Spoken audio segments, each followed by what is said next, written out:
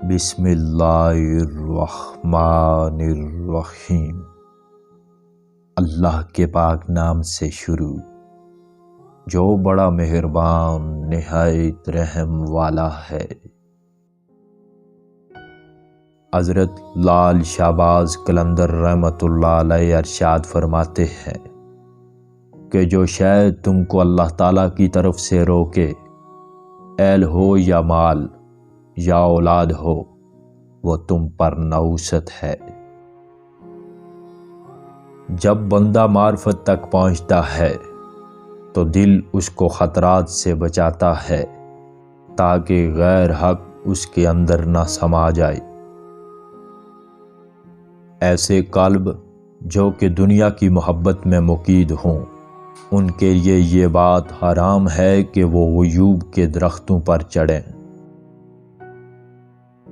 جب تک تو غم اور درد سے واقف نہ ہوگا تو عاشق نہیں کہلا سکتا۔ حسن ایک ایسی قوت اور بڑی کشش ہے جو اللہ تعالیٰ کو اپنے اندر سماتی ہے، جبکہ عشق حسن ازل کے دیس میں جانے والے قافلوں کا راہبر ہے۔ جب تک انسان دنیا میں مشہور رہتا ہے وہ خدا رسیدہ نہیں ہو سکتا۔ مرید کو اپنے پیر کی موجودگی اور عدم موجودگی دونوں میں یکساں خدمت کرنی چاہیے۔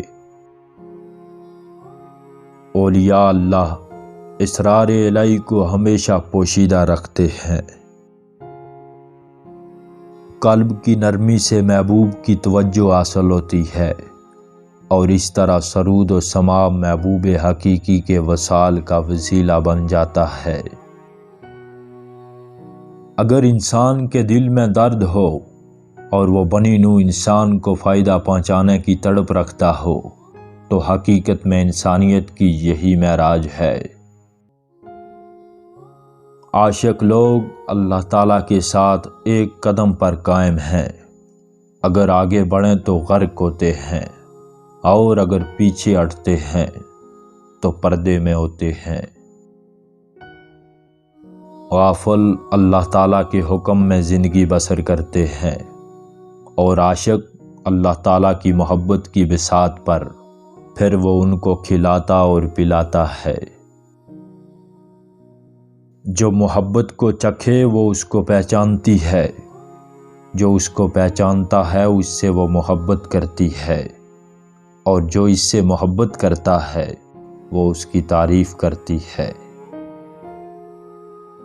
جو شخص اولیاء اللہ کے قرب میں آ جاتا ہے اللہ تعالیٰ اس کی مغفرت فرما دیتے ہیں۔